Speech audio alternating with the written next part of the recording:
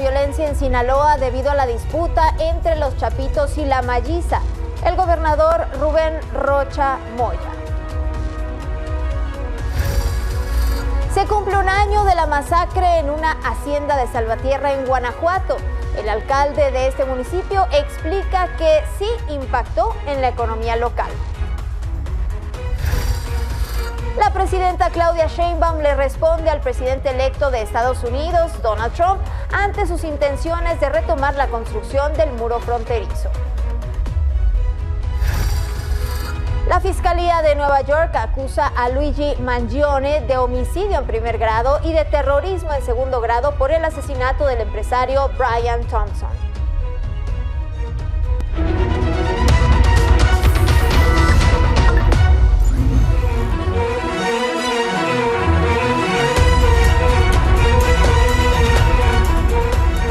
Bienvenidos a Noticias de las 19 horas. Soy Juliana Escobedo y a nombre de mi compañera Selene Flores, titular de este espacio, le agradezco su atención. ¿Qué le parece si nos vamos directo con la información, la más importante hasta el minuto? Y vamos a iniciar con temas de seguridad. Y es que ya se cumplen 100 días de la violencia en Sinaloa y siguen las balaceras en distintas zonas del estado.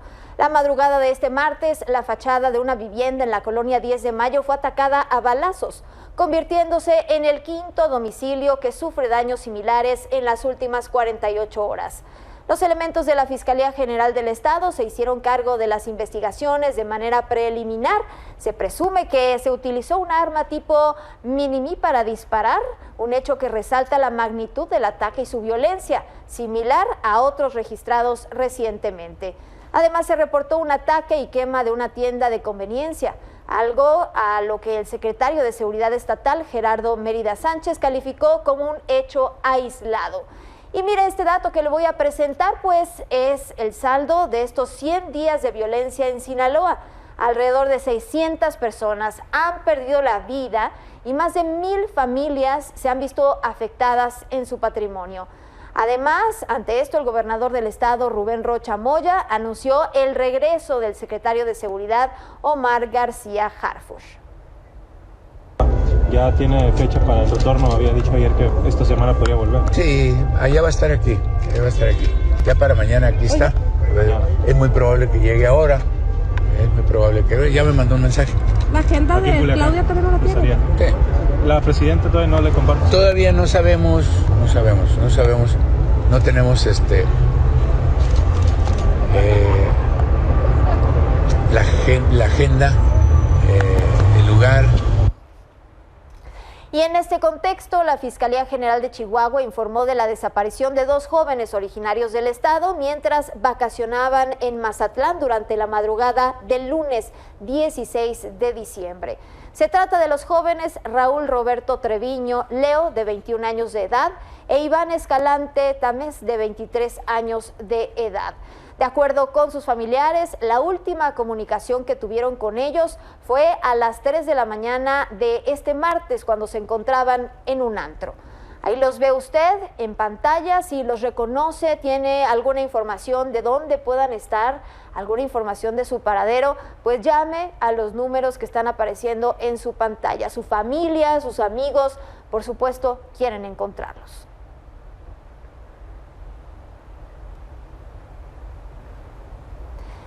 Y en medio de la disputa interna del cártel de Sinaloa entre los Chapitos y la Malliza, integrantes de distintos cuerpos de emergencia arriesgan sus vidas para atender a la población durante esta crisis de seguridad. La historia es de Amilcar Salazar.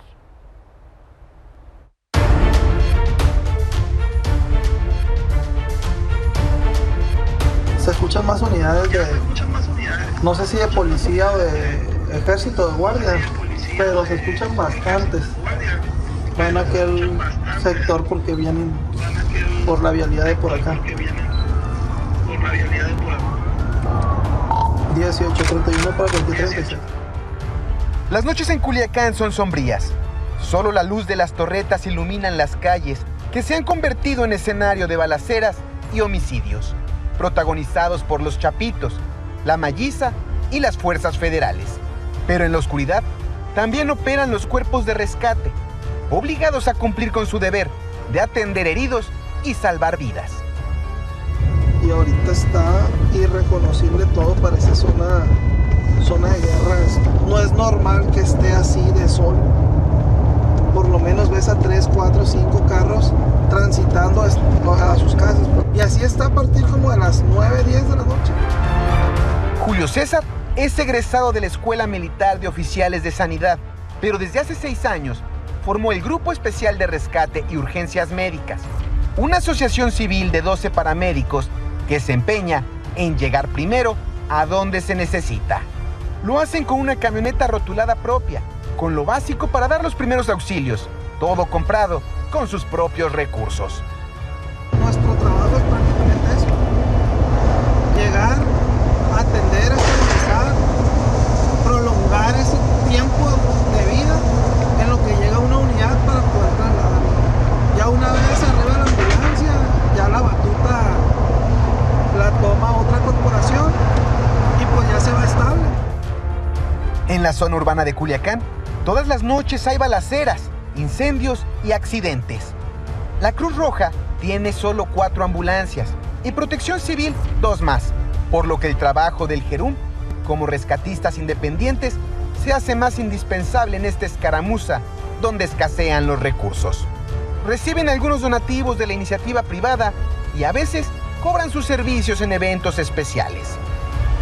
Desafortunadamente quisiera hablar solamente de balaceras, pero pues hay una gama inmensa de eventos de este tipo, desde incendios provocados, actos violentos, explosivos, bombas, balaceras, atentados contra personas, domicilios, carros incendiados, obstrucciones, ponchallantas. Hemos tenido que actualizar nuestro protocolo interno de pies a cabeza para poder saber reaccionar ante este tipo de circunstancias. Organizan los turnos y ninguno sale sin un chaleco balístico, pues es común que los delincuentes no pudieron terminar con su objetivo y regresan a rematarlo. De ahí el llamado a que no atenten contra el personal de emergencias. Por favor, al ver que nosotros estamos ayudando, al ver que nosotros estamos atendiendo, no nos disparen. No somos parte del problema, no somos parte del conflicto ni de la guerra. Saben bien lo que es caminar sobre la delgada línea entre la vida y la muerte. Son héroes en esta batalla interminable que azota a los culiacanenses. Con imágenes de Nicolás Galván, para Milenio Noticias, Amílcar Salazar Méndez. Es una guerra que no vemos un fin, no vemos una tregua, no vemos pues una fecha límite. Bueno, siguiendo con temas de seguridad, ahora nos vamos a Guanajuato, específicamente en el municipio de Jerecuaro. Se registró un ataque en contra de 2 policías que fueron emboscados y asesinados mientras realizaban patrullaje sobre la carretera estatal Jerecuaro a Paseo El Alto. Los testigos refieren que los presuntos responsables de la muerte de los oficiales huyeron a bordo de una camioneta color gris y salieron rumbo al municipio de Apaseo El Alto. Hasta el momento no hay detenidos. Este ataque se da a menos de 24 horas de otra agresión contra policías estatales en el municipio de Uriangato, en el que 4 agentes de las Fuerzas de Seguridad Pública del Estado murieron y otros 2 resultaron lesionados. Continuamos ahí en Guanajuato y usted recordará que hace un año jóvenes que se encontraban disfrutando de una posada navideña en el municipio de Salvatierra, ahí en el estado, pues tuvieron esto. Lo que parecía una noche alegre se volvió una tragedia cuando hombres armados a bordo de camionetas entraron al lugar y les comenzaron a disparar. Vamos a recordar. Todo el pueblo vivimos esa tristeza con todos nuestros jóvenes, que simplemente lo único que estaban haciendo era divertirse. Lo que ha sucedido es algo de verdad que no tiene nombre.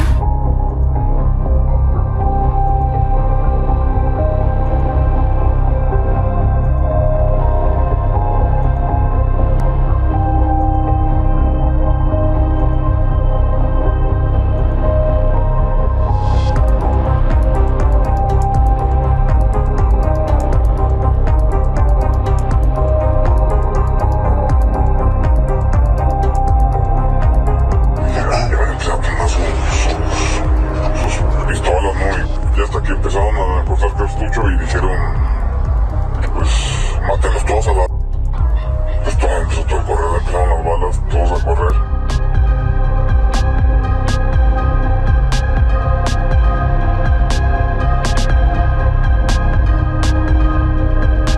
Entonces buscamos una salida, no había salida, nos quedamos así acostados en el suelo. Nosotros no quisimos salir, tardó como hora y media en llegar una ambulancia.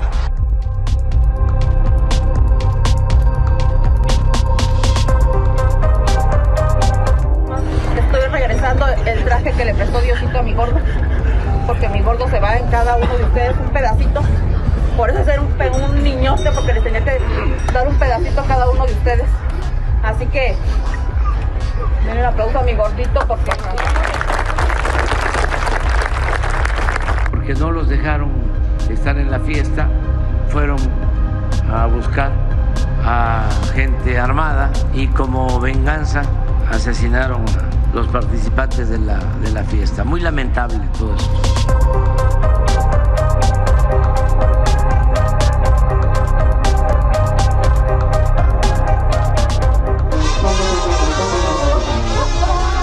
No te quitaron vida, porque ellos van a seguir felices, aunque te cueste, cabrón, aunque te cueste.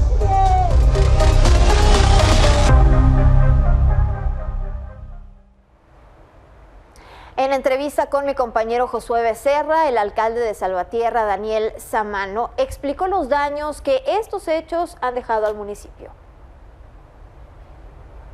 Básicamente nos pegó y nos sigue pegando. El ánimo y la alegría de un pueblo que fue la primera ciudad de Guanajuato ya no es el mismo. Económicamente hemos resentido también ese tema. Hoy en día nuestros paisanos ya no vienen igual que en aquellos años, ya tienen temor de venir, tienen reservas para poder invertir y gastar su dinero aquí en el municipio, y eso pues ha venido a mal. Y precisamente nos vamos hasta Salvatierra, Guanajuato, porque a un año de esta masacre, de esta tragedia, hay actualización de este caso, específicamente de los responsables de estos hechos. Y por allá se encuentra mi compañero Jesús Padilla, que nos tiene todos los detalles y estas actualizaciones. Adelante, Jesús, ¿qué nos tienes? Muy buenas noches. ¿Qué tal? Muy buenas noches y buenas noches al auditorio. Pues efectivamente ya se cumplió un año de que amanecimos con esta trágica noticia, en donde pues 11 jóvenes, todos gente de bien, como lo calificó en su momento el gobernador Diego Sinoé y el fiscal Carlos Amarripa, eran jóvenes empresarios, emprendedores, también estudiantes de varias universidades aquí de la región de Salvatierra, estaban disfrutando de una posada y bueno, pues ahí lo que escuchábamos de las propias palabras del presidente de la República, unos sujetos se introdujeron, quisieron participar en la posada y luego de que les reclamaran, pues regresaron y fue cuando los rafaguearon. En estos momentos se está realizando una misa pues de aniversario, del primer aniversario luctuoso de estos 11 jóvenes, pues en el templo de Nuestra Señora de la Luz en el centro de Salvatierra, en donde pues ahí se están reuniendo los familiares, amigos, conocidos, y bueno, pues es una iglesia que está abarrotada en estos momentos precisamente para recordar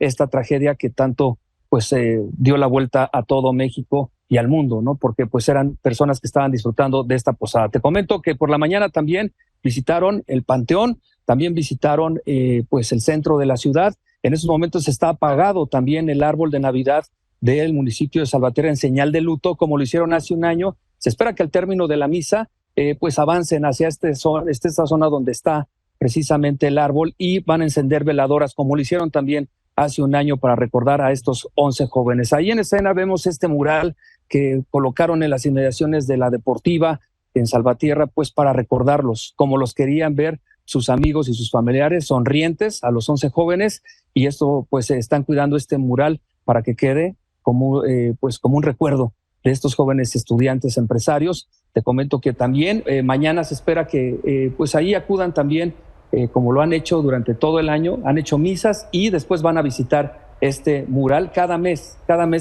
aniversario. Y bueno, pues hasta este momento la actualización de la investigación es solo 2 personas detenidas. Una de ellas ya fue puesta en libertad porque era menor de edad, una joven mujer, y otra persona, un joven de 22 años, quien pues el día de su captura portaba un uniforme de un guardia de seguridad. Los familiares dicen que ninguna de las personas que estuvieron en esa posada y que fueron testigos lo reconocen y pues siguen exigiendo justicia, aunque pues todavía las personas que dispararon están libres y todavía no se da la captura de ellos, o al menos no lo han dado a conocer las autoridades, y tampoco las familias saben respecto a estos delincuentes que siguen en libertad. Por lo pronto todos estamos pendientes a que termine esta misa de primer aniversario luctuoso de estos jóvenes. Bien, pues increíble, Jesús Padilla, que tras un año de esta masacre que nos indignó a todos, que decíamos, ¿cómo es posible que estos jóvenes que salen a divertirse a un lugar privado, en donde debió haber sido un lugar seguro para pasarla bien, para pasar el rato, haya ocurrido esta tragedia, esta masacre? Y a un año de lo ocurrido, no hay responsables, al menos que realmente alguien de los que asistió a esa posada que los puede identificar y decir, sí, efectivamente, él es uno de ellos. Únicamente 2 detenidos, sueltan a uno, prácticamente pues sin avances a un año de esta masacre. Y bueno, también ya estábamos viendo las pérdidas económicas, las pérdidas también en cuanto al turismo que se registran en la zona. ¿Por qué? Pues por el miedo que se vive en general en el estado de Guanajuato. Tú que estás por allá, mi querido Jesús Padilla, ¿cómo has observado este cambio en el día a día de las personas que viven en Guanajuato? Así es, pues sobre todo en Salvatierra escuchábamos bien lo que decía el alcalde Daniel Sámano, y es cierto, pudimos hablar con varios representantes de inmigrantes que están en los Estados Unidos y que pues ya con el paso del tiempo ya están de forma legal y vienen al municipio de Salvatierra o a otras partes del estado de Guanajuato, además de la amenaza de Trump. Obviamente ya desde el año pasado iniciaba pues este temor por parte de lo que se veía en los hechos policíacos en las noticias, y por eso, o lo que les decían sus familiares, y por eso optaron por no venir. Para este año, de acuerdo a las organizaciones, pues se teme que pues al menos entre un 30 y un 40% de los paisanos que habitualmente venían aquí a estos municipios no lo hagan, precisamente por esos 2 factores, por la inseguridad y también por Donald Trump. Y de respecto a lo que comentas, pues bueno, es que ha habido una escalada de violencia muy importante en el estado de Guanajuato, en donde pues ustedes lo podrán ver a nivel nacional. Todos los días aparece Guanajuato en primer lugar en el número de asesinatos cometidos, y esto pues no abona. Se está haciendo una nueva estrategia en el nuevo gobierno de Livia Denise García Muñoz Ledo, que asumió hace 2 meses, pero bueno, por ejemplo, en 24 horas llevamos 6 policías ejecutados, y también el promedio más o menos de asesinatos se está dando entre 8, 9, a veces hasta 10 asesinatos al día aquí en el estado de Guanajuato, o como la otra semana que tuvimos 20 asesinatos en un solo día, y esto la verdad sí está provocando que pues al menos en el sector de los paisanos no vengan en estas fiestas navideñas como anteriormente o tradicionalmente lo hacían. Claro que sí, es muy triste, ni los paisanos ni los extranjeros, pues ya desafortunadamente muy pocas personas querrán visitar el estado en estas condiciones. Pues gracias por este reporte, Jesús Padilla. No, muchas gracias a ti, muy buenas noches. Muy buenas noches. Y ayer le informamos del ataque con artefactos explosivos en contra de militares en Michoacán, y cuyo saldo fueron 2 soldados fallecidos y 5 heridos. Hoy el titular de la defensa, Ricardo Trevilla, reveló que qué grupo criminal pues podría estar detrás de estos hechos. ¿Qué grupo criminal sería el responsable de este ataque, general? Bueno, tenemos la idea, únicamente es la idea, porque al estar en el lado de Michoacán, desde la época de Aguililla, el grupo de delincuentes locales ponían muchos artefactos explosivos de este tipo, entonces suponemos que es el grupo local de Michoacán. Cárteles Unidos. Bueno, pues todo lo que hace la delincuencia organizada nos preocupa. Respecto a los artefactos explosivos que emplea la delincuencia organizada, son elaborados de una manera muy rústica. Y hoy, por cierto, se presentó un informe de los avances en la estrategia de seguridad. El encargado de hacerlo fue el secretario de Seguridad y Protección Ciudadana, Omar García Harfuch. Destacó que se han detenido a 6.745 personas involucradas en delitos graves, que se han asegurado 61 toneladas de droga y poco más de 428,000 pastillas de fentanilo. Se han decomisado 3.023 armas de fuego también.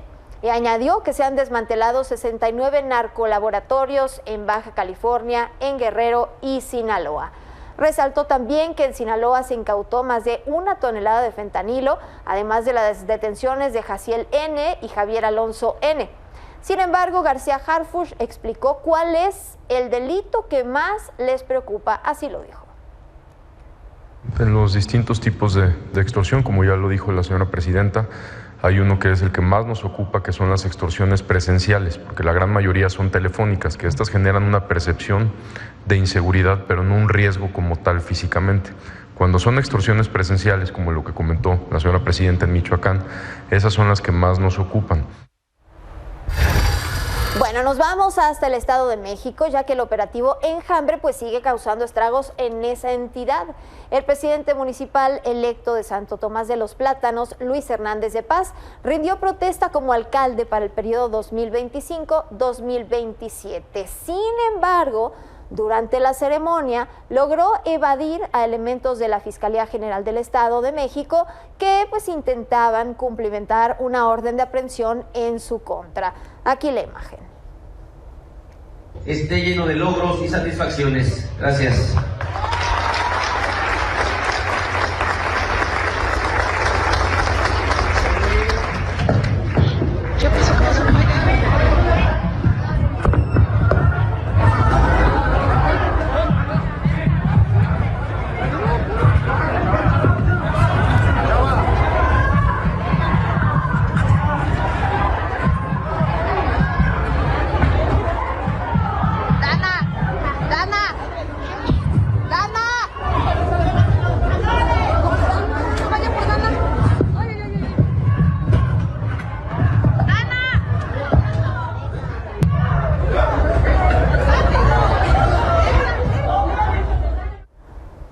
Eso en el Estado de México. Mientras tanto, el gobernador de Hidalgo, Julio Menchaca Salazar, sufrió un desvanecimiento y fue trasladado de emergencia al Hospital Español de Pachuca, descartándose su traslado a la Ciudad de México. Según el vocero estatal Jorge Martínez López, su estado de salud no es grave, pero se le realizan estudios para descartar complicaciones. Menchaca está acompañado por su familia y va a permanecer en el hospital hasta que concluyan las valoraciones médicas. Y en otros temas, hoy el titular de la Fiscalía General de la República, Alejandro Gertz Manero, informó que México le solicitó a Estados Unidos la extradición de Dámaso López Serrano, alias el Minilic, que fue capturado la semana pasada en el estado de Virginia. Gertz Manero destacó que el Minilic está acusado de ser el autor intelectual del asesinato del periodista Javier Valdés, ocurrido el 15 de mayo de 2017 en Culiacán, Sinaloa. Él es el autor intelectual de ese asesinato. Como usted bien sabe, al resto de los autores ya los tenemos procesados y en la cárcel. Este nos faltaba y le hemos insistido en innumerables ocasiones al gobierno de los Estados Unidos esta entrega. Ellos habían señalado que era un testigo protegido y que les estaba dando mucha información y que en razón de eso no podían ayudarnos en esa forma. Ahora, con esta situación en la que ellos mismos están reconociendo que este individuo está delinquiendo, pues yo creo que hay razones más que suficientes para que ahora sí nos apoyen. Bueno, quien también se pronunció sobre la deportación a México de Osiel Cárdenas Guillén fue el embajador de Estados Unidos en México, Ken Salazar, quien reconoció que aún falta trabajo por hacer. La seguridad, eso ha sido una prioridad para nosotros. Hemos hecho un esfuerzo grande. Eso necesita hasta muchísimo trabajo. Eso estoy seguro que va a pasar.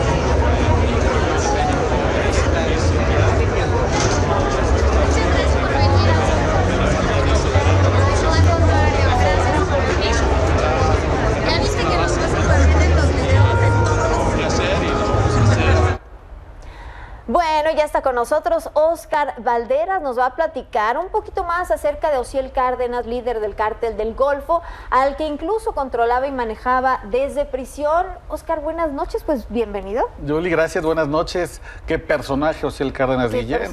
Qué bomba nos regresa a Estados Unidos este lunes. Y a sus 57 años, bueno, pues regresa a México. Esperemos que no a lo mismo, a lo que hizo cuando fue detenido aquí en nuestro país, ¿verdad? Y eso fue lo que investigaste. Justamente, Osiel Cárdenas Guillén, líder del Cártel del Golfo, el tercero, digamos, en la sucesión después de que el cártel fue creado por Juan Nepomuceno Guerra, es quien en 2013 es detenido en Matamoros. Y llega pues por la peligrosidad que tenía el antecedente de haber no solo liderado el Cártel del Golfo, sino haber fundado los Zetas, la militarización del crimen organizado. Que era todavía mucho más violento, ¿no? El Cártel de los Zetas, ¿no? Que era pues reconocido por todas las acciones violentas que hacía, no nada más en contra de los otros capos, sino también en contra de la misma sociedad. Y de sus propios miembros. Se castigaba con mucha dureza el mínimo atisbo de traición. Así que por el grado de peligrosidad, por el perfil tan duro que tenía Osiel Cárdenas, pues lo llevan a la única cárcel que podía llegar en México, que era la de Almoloya de Juárez, hoy conocida como Altiplano, en ese entonces mejor conocida como el Penal de La Palma.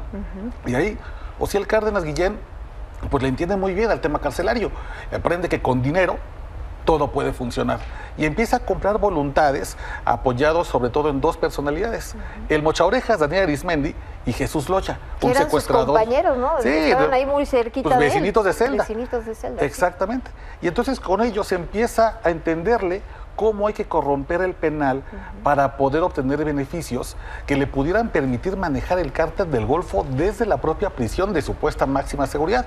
Y entonces hablamos con dos custodios de la época de la vieja Almoloya que lo conocieron y que estuvieron con él y nos contaron cómo, por ejemplo, Osiel Cárdenas Guillén podía meter teléfonos de contrabando e incluso con uno de ellos llamó a un noticiero de alcance nacional, el Canal 2, y tuvo una entrevista telefónica, algo inédito, incluso que desde los locutorios. Sí, decíamos, ¿cómo es posible? Exacto. ¿No? Desde la cárcel y lo estamos teniendo comunicación con él, ¿cómo? Y es la cárcel de máxima seguridad en México, donde supuestamente las reglas prohíben que los internos tengan teléfonos celulares con el que se contacten al exterior. Claro. Bueno, no solamente eso, dictaba cartas a sus abogados que después serían publicadas en diarios nacionales al presidente Vicente Fox.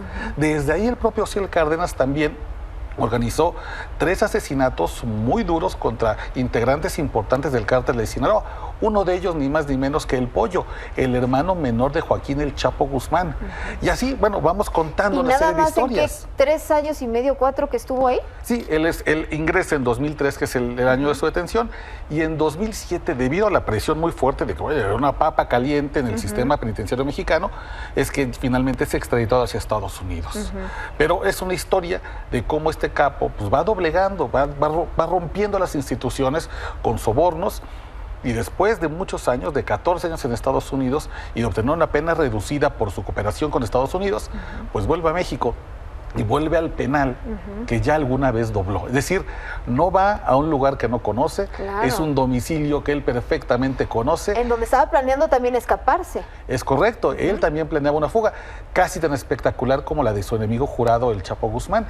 Incluso esta fuga, él se le encarga a un hombre que se llamaba Carlos Rosales, alias El Tísico, que después fundaría la familia michoacana. Entonces, es una historia, la verdad es que es una historia muy interesante, pero es un tipo muy preocupante, porque Osiel Cárdenas Guillén vuelve a la cárcel que él conoce perfectamente, que ya supo manejar, ya supo poner a sus pies, y entre las personas, entre mis fuentes para este reportaje, que mañana se podrá leer en Milenio y milenio.com, está Elena Saola, que es una de las voces más reconocidas del sistema penitenciario en México, una antropóloga de primer nivel, quien me comentaba que hace apenas un año, ella por motivos académicos, ingresó al penal de Altiplano y reconoce que no hay condiciones que permitan darnos seguridad de que Osiel Cárdenas Guillén, a sus 57 años, no es un hombre viejo, y cuando tú ves la fotografía, ves un hombre perfecto, pues, sano, se ve un hombre robusto, pues no pudiera tomar o retomar el control del Cártel del Golfo, que en este momento está ávido de un liderazgo, porque se ha roto en varias decisiones. Los Metros, los Escorpiones, los Ciclones, los WR, ellos han buscado agruparse, solamente que les hacía falta una figura moral. Y tal vez con el regreso y la posible operación de Osiel Cárdenas Guillén desde el Altiplano, encuentren cómo volver a agruparse. A operar. Híjole, bueno, esperemos que eso no ocurra, esperemos que... Dependerá de las autoridades que realmente pongan los protocolos como deben ser. Claro, como debe ser y no ocurra lo de 2003. Pues muchas gracias, Oscar, por haber estado con nosotros y te leemos entonces el día de mañana. Por favor. Gracias, Yoli. Buenas noches. Gracias, buenas noches. Bueno, nos vamos a Ecatepec, en el Estado de México, en donde una presunta desaparición de especies animales ha ocurrido en el interior del Parque Ecológico Ejecatl. Fue el pasado 21 de noviembre cuando la Procuraduría Federal de Protección al Ambiente, que acudió a realizar una inspección a este lugar ubicado en la colonia Tata Félix, y fue ahí que las autoridades pues notaron que 2 avestruces pues no estaban en su área asignada para la seguridad y su exhibición. Bueno, también documentaron que 8 antílopes pues también permanecieron ausentes durante la revisión. Además, en ambos casos el personal pues no logró justificar la ausencia de los animales e incluso mencionaron que desconocían el paradero de los mismos. ¿Puede creerlo? Bueno, un empleado del parque, quien solicitó el anonimato por temor a represalias, dio a conocer que sus jefes comercializan los animales y cuando se acerca la fecha de las supervisiones, pues vuelven a comprarlos. ¡Qué cosa! Imagínense, pues tendríamos que verlos por las calles, estos antílopes y estas avestruces que pues no están en donde tienen que estar. Estaba una pareja, pero no tenía nada. Ajá. Y el jefe los vendió y le dijeron que los compraron. Ajá. Le quedaron un par y ya rindieron. Había 8. Ajá. Se llevaron los demás, nomás dejaron 3. Y se llevaron los ganaditos de estos. Había como 20 ya aquí. Dejaron 7. Bueno, nos vamos a una pausa y al regresar el exgobernador de Chihuahua, Javier Corral, obtuvo un amparo contra cualquier orden de aprehensión en su contra. Con esto y más, regresamos. En temas de la relación trilateral entre México, Estados Unidos y Canadá, hoy la presidenta Claudia Sheinbaum le respondió al presidente electo de Estados Unidos, Donald Trump, sobre su intención de retomar la construcción del muro fronterizo y esto fue lo que dijo.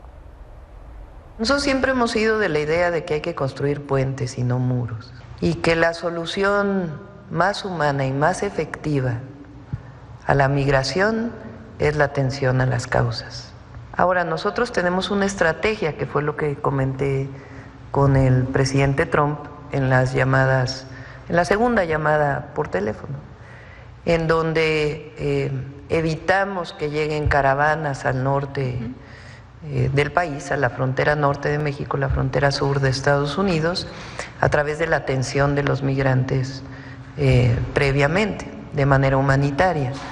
Y también dio resultado, hay que ver qué va a hacer el presidente Trump, que este esquema que planteó el presidente Biden de esta forma legal de entrar a Estados Unidos. Y el embajador de Estados Unidos en México, Ken Salazar, se despidió de su cargo develando la placa de la nueva sede de la Embajada de Estados Unidos en nuestro país, ubicada en la alcaldía Miguel Hidalgo. Al evento asistieron políticos y empresarios mexicanos, además de varios funcionarios estadounidenses. Ahí Salazar aprovechó para recordar cómo y para qué llegó a México, el país donde representó los intereses de Washington bajo el gobierno de Joe Biden. Además aprovechó para criticar la visión sobre el tema migratorio de Donald Trump.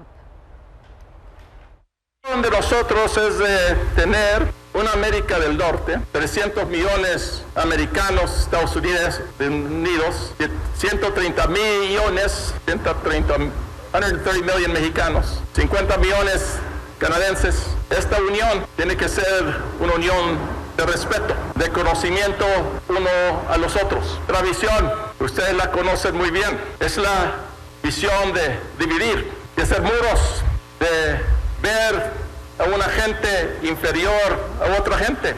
Eso no es la visión de nosotros. Y tras la reunión con Adán Augusto López y Ricardo Monreal, los líderes parlamentarios de Morena, la presidenta Claudia Sheinbaum reafirmó que hay unidad dentro de la Cuarta Transformación.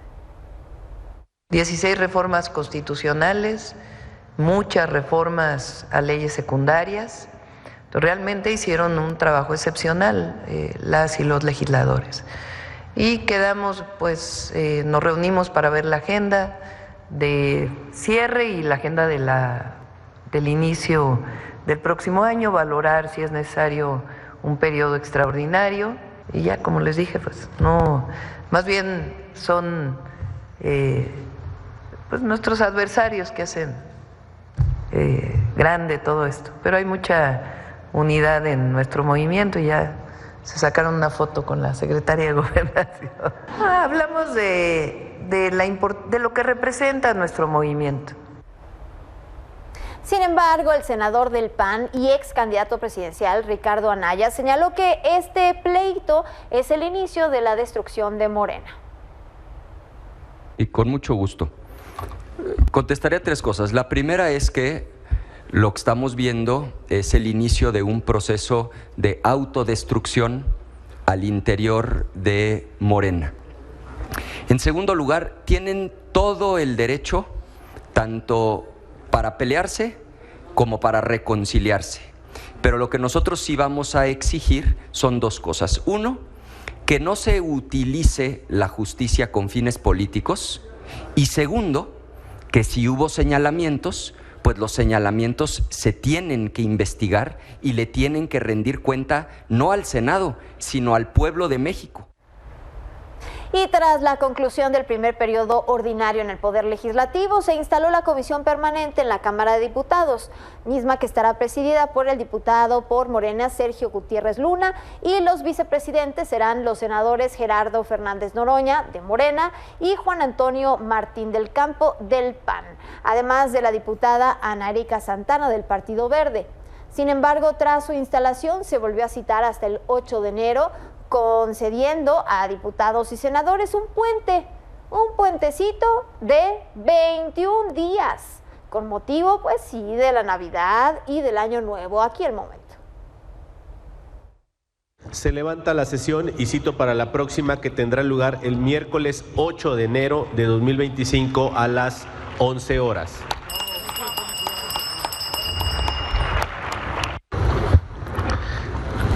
La comisión permanente, que funcionará durante el primer receso del primer año de ejercicio de la 66ª legislatura del Congreso de la Unión, se declara legalmente instalada. Bueno, hablemos de negocios y ya se encuentra con nosotros Ana Karina Martínez y nos hablará sobre los impuestos especiales sobre producción y servicios en el próximo año. ¿Quiere saber cuánto aumentará el precio de los refrescos, de los cigarros y la gasolina? Bueno, pues Cari, para eso estás, para informarnos. Muy buenas noches, adelante.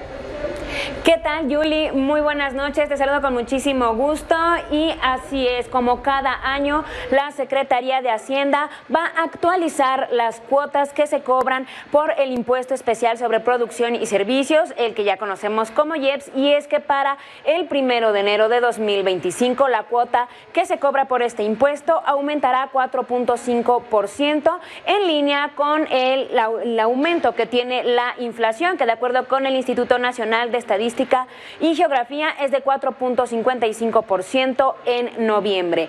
Este impuesto se paga en México por la producción, venta y también la importación de gasolinas, bebidas azucaradas y tabaco, entre otros productos, lo que impacta de manera directa en los bolsillos de las familias. Pero vamos a ver entonces cómo queda el aumento de los precios. La cuota que se va a aplicar a los refrescos, jugos y otras bebidas azucaradas será de 1.6453 pesos por litro y aplicará también para los concentrados, polvos, jarabes, las esencias o extractos que al diluirse con agua permitan obtener bebidas saborizadas.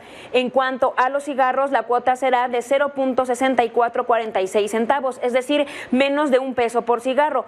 El impuesto al tabaco y a los refrescos se introdujo en el país como una herramienta fiscal para ayudar a desincentivar el consumo entre la población debido a los daños y las enfermedades que puede ocasionar en el organismo, aunque ya sabemos que a muchos no les importa gastar un poco más y aún así lo consumen.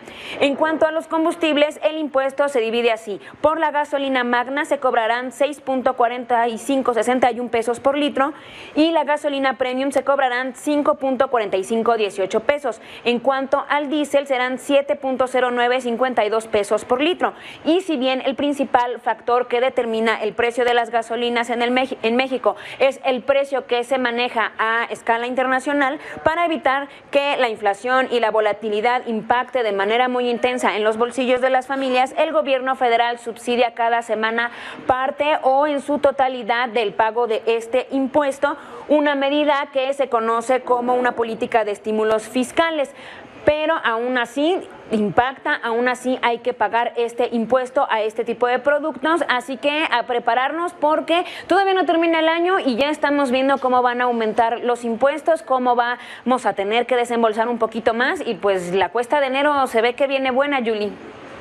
Ana Cari, pues aquí en el foro ya estamos preocupados, ya nos dejaste aquí pues contando nuestros pesitos, contando los litros y los centavos y los pesos que va a subir el refresco, los cigarros y bueno, lo que más nos cuesta y más nos duele, el precio de la gasolina. Pues ahí está, para que mejor midamos nuestros gastos de aquí a que termine el año, para que esta cuesta de enero pues no sea tan dura para las familias mexicanas. Pues gracias por esta información, Ana Karina.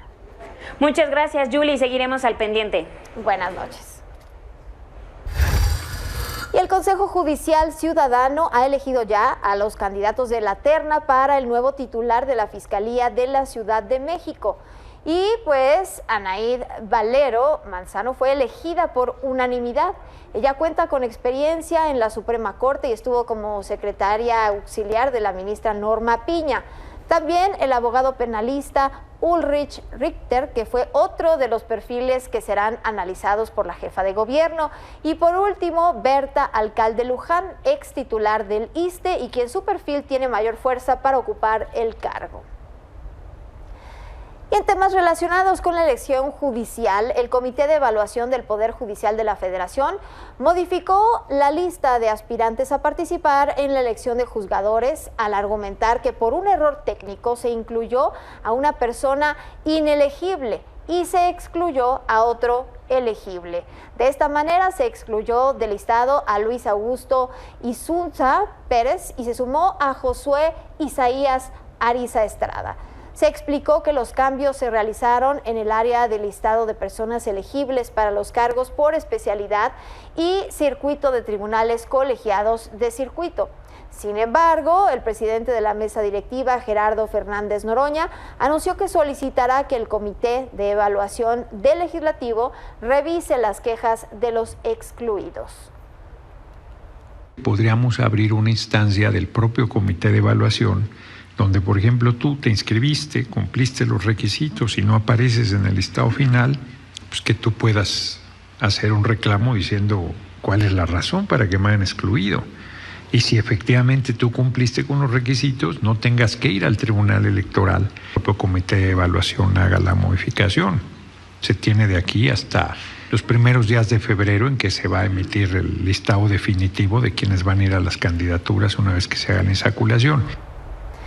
Y Javier Corral, exgobernador de Chihuahua, promovió un amparo contra cualquier orden de aprehensión en su contra por jueces locales.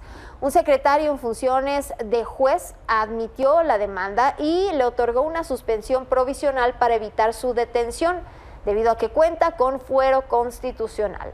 El amparo fue presentado el 7 de noviembre, pero se admitió hasta ayer tras solicitarle aclaraciones. Nos vamos a otros temas. Mario N., el presunto secuestrador del avión de Volaris, usted recordará este caso, pues ha sido trasladado finalmente a un centro penitenciario de Puente Grande, Jalisco. La esposa de Mario confirmó que las autoridades trasladaron a su esposo desde este martes con la intención de dar una declaración ante un juez.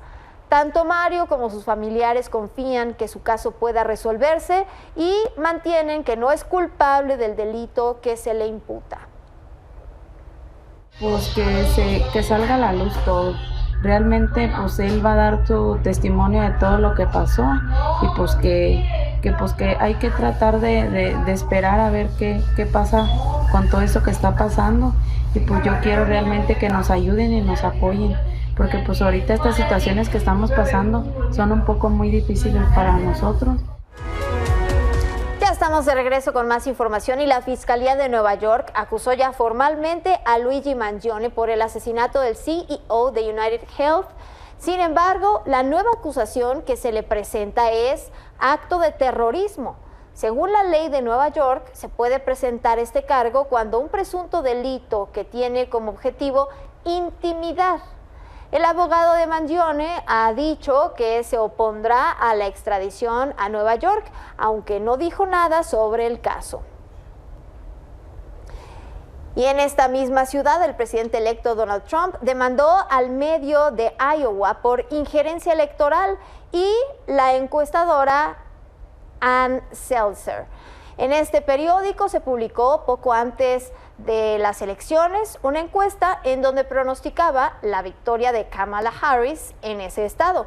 En esta demanda también se incluye a la empresa matriz de este periódico, buscando responsabilidades por este acto cometida por el medio y la encuestadora. Y continuando con estos temas, un experto en migración, Manuel Orozco, proyectó que Donald Trump podría deportar a más de 150,000 migrantes, entre ellos mexicanos y centroamericanos. El experto señaló que la administración de Trump tendrá que equilibrar las deportaciones y ejecutar la ley conforme a la deportación de personas con estatus irregular.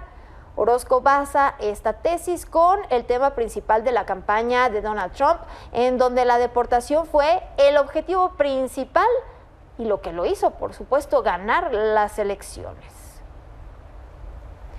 Y una última pausa, pero al regresar, Minelli Ataide nos tiene toda la información deportiva, así es que con esto regresamos. Y en estas fiestas, Talavera Salazar es un negocio que se encarga de hacer las decoraciones navideñas y está ubicada ahí en la capital de Puebla. Miguel Ceballos nos tiene más detalles de esto.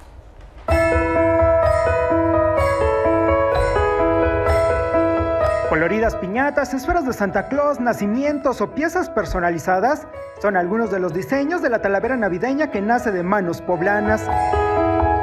En el taller Talavera Salazar, ubicado en la capital de Puebla, una centena de artesanos dan vida una por una a estas piezas. Todas las piezas que nosotros creamos están hechas con todo el amor y con toda la dedicación posible, porque entendemos que al llevarse una pieza a su hogar están llevando parte de nuestro taller y parte de nuestro equipo. Entonces siempre tratamos de poner lo mejor posible en cada pieza. Tras el moldeado con barro poblano y sometidas a altas temperaturas, las piezas están listas para ser esmaltadas por don Oscar, quien desde hace más de 20 años se dedica a este oficio. Todos nuestros esmaltes vienen rebajados con agua y son a base de minerales. Nada es tóxico, entonces todos fuera de cualquier solvente y cosas dañinas para la salud y sin plomo. Y pues nos sentimos bastante bien como que cada una de nuestras piezas vaya a dar un toque de alegría y de estas fiestas navideñas. Después viene el decorado. Pinceles y pinturas se deslizan a través de las piezas para llenarlas de color. Entonces el color debe de estar un poco espeso, como se darán cuenta ahorita que lo movimos. Tiene que estar espeso porque si está muy aguado, la gota no cae bien.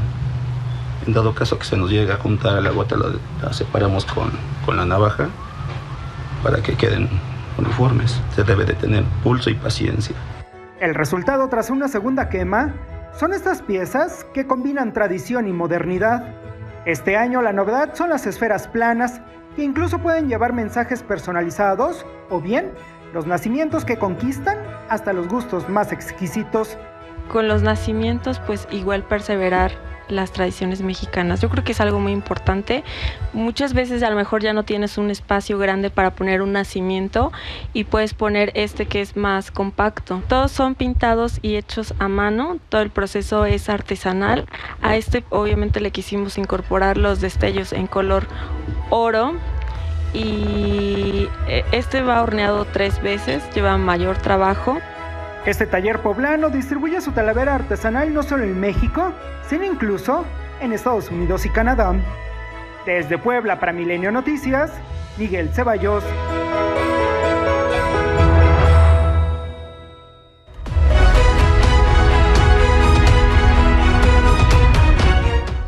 Bueno, es momento de los deportes con Minelli Ataide. Minelli, buenas noches. Ya dinos qué pasa con el Checo Pérez. Yuli, muy buenas noches. Oye, no tenemos tan buena información, tristemente, porque bueno, ya los rumores son cada vez más fuertes de que Sergio Checo Pérez saldría de Red Bull. Lamentablemente, se había hablado mucho desde la temporada, ¿no? Que no le ha ido nada bien a Checo Pérez. Bueno, no le fue nada bien a Checo Pérez.